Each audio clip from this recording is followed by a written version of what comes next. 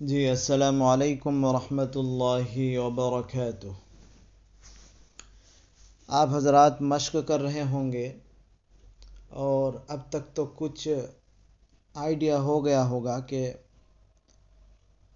کیا چل رہا ہے اور کیا نہیں چل رہا ہے، مقامات میں فرق کیا ہے، تھوڑا بہت تو معلوم ہو چکا ہوگا اور سمجھ میں آ رہا ہوگا۔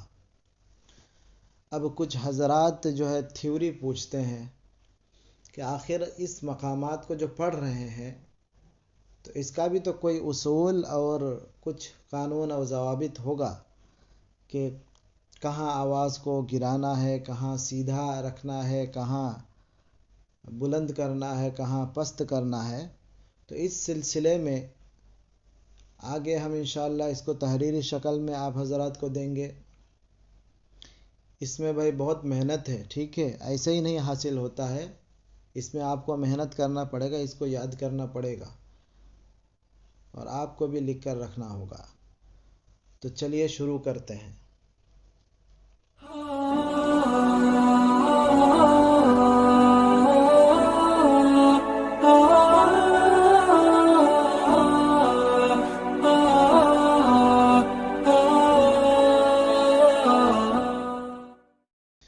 اعوذ باللہ کے اندر 4 باتوں کا خیال رکھنا ضروری ہے۔ کتنے باتوں کا ذکر کیا ہم نے؟ اعوذ باللہ من الشیطان الرجیم کے اندر 4 باتوں کا خیال رکھنا ضروری ہے۔ نمبر 1، اعوذ سے لے کر اللہ کے لام تک آواز نیچی ہو اور سیدھی ہو، آواز پست ہو اور سیدھی ہو۔ نمبر 2، دوسری بات بھی کہہ سکتے ہیں اسے جو ضروری ہے، اللہ کے لام میں آواز کو اٹھانا ہے۔ دوسری بات کیا ہے؟ اللہ کے لام میں آواز کو اٹھانا ہے، بلند کرنا ہے۔ تیسری بات، اللہ کے جو ہا ہے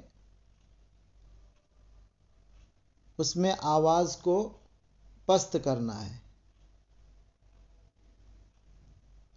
اعوذ باللہ کا جو ہا ہے نا، اللہ کے جو ہا ہے اس میں آواز کو کیا کرنا ہے؟ نیچی کرنا ہے، پست کرنا ہے۔ چوتھی بات، من الشیء، شیء میں جو یا ہے اس میں آواز کو گھمانا ہے، لہر دینا ہے۔ کیا دینا ہے؟ لہر۔ لہر تو آپ جانتے ہی ہوں گے، اس میں لہر دینا ہے، آواز کو گھمانا ہے۔ اور شیطان کا جو طا ہے، طا میں رجیم تک، شیطان الرجیم، رجیم تک آواز بالکل سیدھی رہے اور پست رہے گی، نیچی رہے گی۔ تو اس کو پریکٹیکل میں ہم پڑھ کے بتائیں۔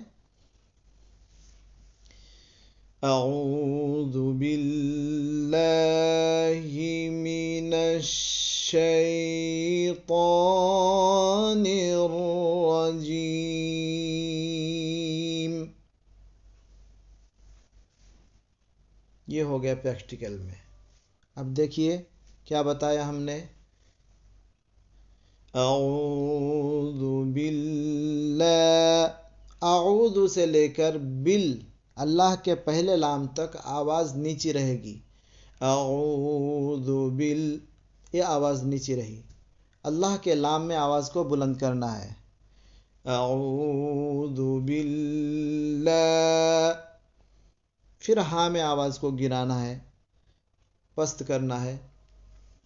اعوذ باللہ من الشیطان سے آواز کو پست رکھنا ہے اور سیدھا رکھنا ہے۔ جیسے اعوذ بال پہلے لام تک سیدھا رکھنا ہے، اسی طرح ہا سے لے کر شین تک، من الشیء، جب تک یا نہ آئے تب تک آواز کو کیا رکھنا ہے؟ پست رکھنا ہے اور بالکل سیدھی رکھنا ہے۔ اب یا میں کیا بتایا ہم نے؟ آواز کو گھمانا ہے. کیا بتایا؟ یا میں آواز کو گھمانا ہے. جیسے اعوذ باللہ من الشیطان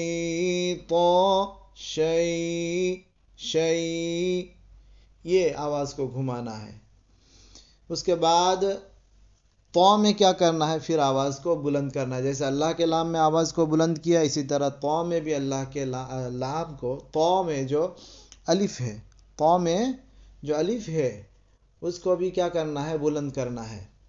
اعوذ باللہ من الشیطان